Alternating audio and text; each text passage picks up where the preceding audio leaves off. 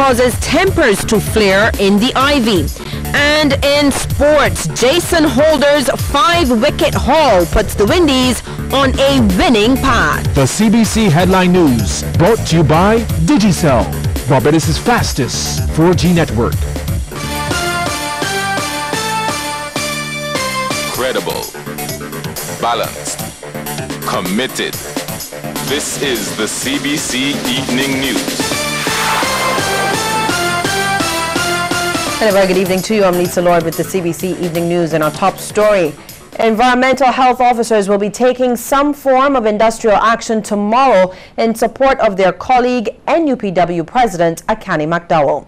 And that's the word tonight from the NUPW General Secretary Rosalind Smith. It follows a 2-hour meeting with over 30 officers at the union's Dalkeith Road headquarters this morning.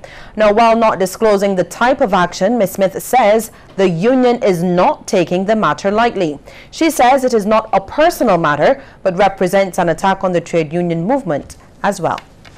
We see it from a wider perspective, and we see it from such a serious position that the gravity of the action will dictate the resolution to this matter, because it will have implications for all and sundry, government also. So that's how serious we are about this matter. We will leave no stone unturned, because government has to recognize that they have made an error. The NUPW General Secretary is also calling for a meeting with the relevant authorities to discuss Mr. McDowell's status. Brother McDowell has not been given anything in writing, by word of mouth, nothing, as to why he was reverted from the position. And our understanding is that a junior officer has been placed in that position. So there are two things that we're looking at. Having Brother McDowell replaced in the position, and the temporary officer obviously is superseding other officers within the public service.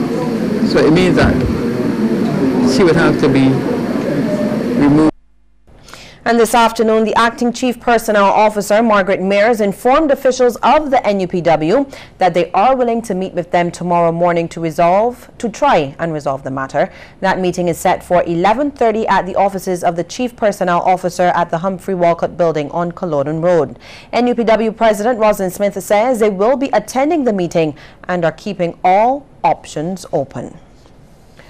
A house was destroyed and another damaged, which led to a stone-throwing incident resulting in a man fleeing to safety. Our Lisa Broom tells us more. They want to kill me.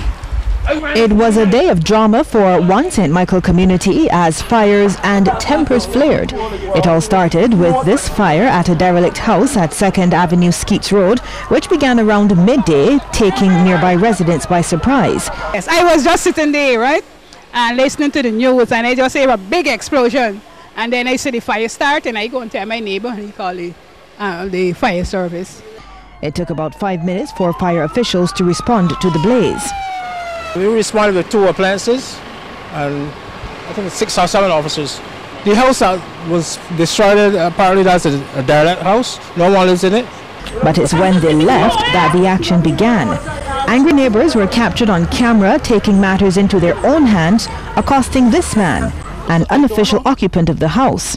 They believed he started the fire, a claim he denies, saying he wasn't in the house when the fire began. I don't know. I left here burning. I got last night, lay down, sleep, wake up, leave here. No fire was in here, nothing. Police eventually stepped in, causing residents to retreat, but the upset man maintains his innocence. I ain't doing no boy, nothing. Up to press time, the cause of the fire was not yet determined. Lisa Broom, CBC News. Finance Minister Chris Sinclair says he welcomes the public's growing interest in statistics, even though it does open the system to people with questionable motives. Mr. Sinclair was addressing statisticians at an exit workshop for the modernization of the Barbados Statistical Service. He says the practice has been increasing recently, with people questioning how statistics related to areas like the gross domestic product and the employment or unemployment figures are put together. Now, the project was focused on strengthening the ability of staff to compile and analyze data.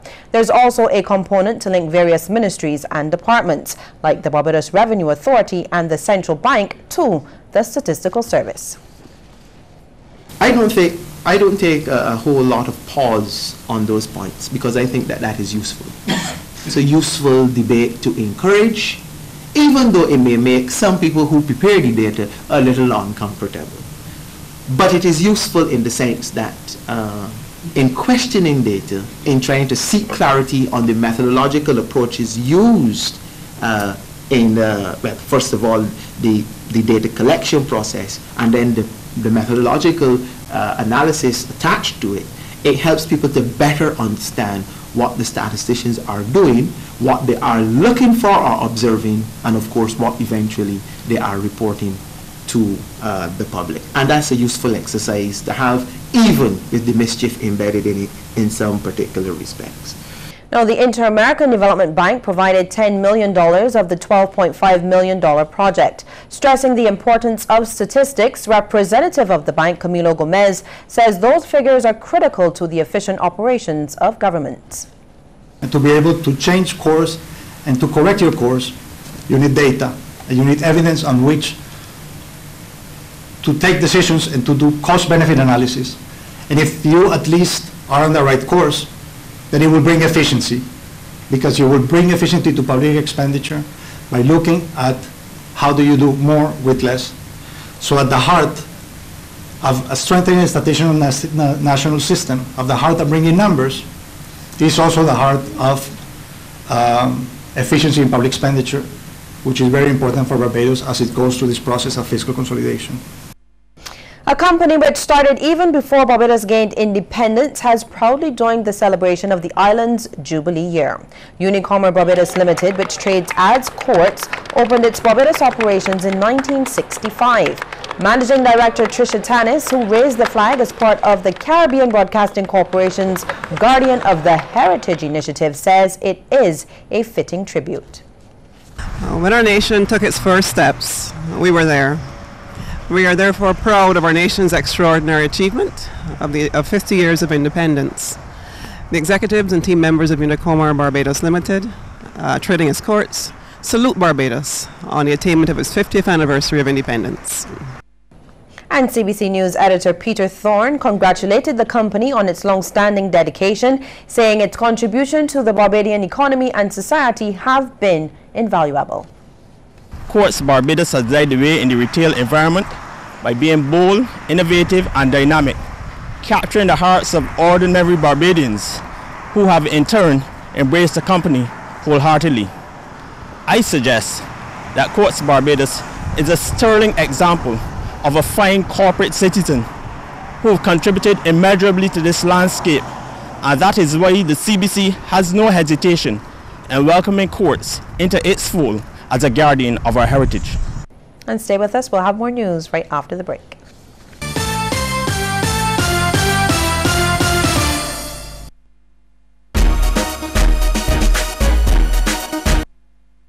Don't let your data experience slow you down. Step up to Digicel, Barbados' fastest 4G network, more than twice as fast as the slow network. Get more with Digicel.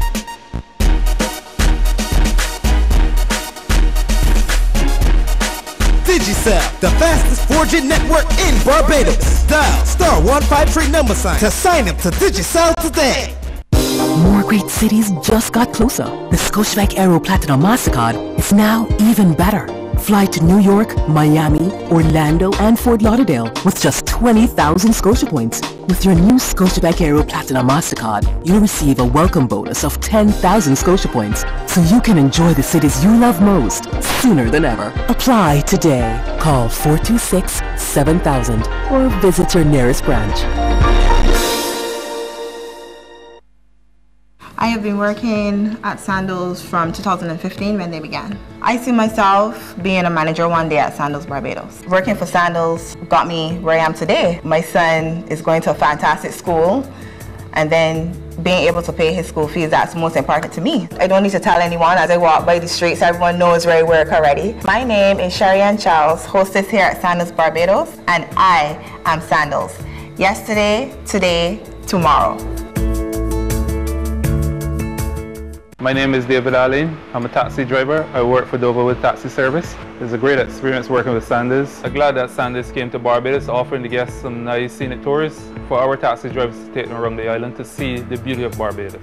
My family feel proud because I'm working with Sandals. I don't have to hustle on the streets, and it's guaranteed work every day. By consistently providing guests for these tours, Sandals Resorts keeps tour operations lucrative, showcases the beauty of the Caribbean, and boosts regional economies.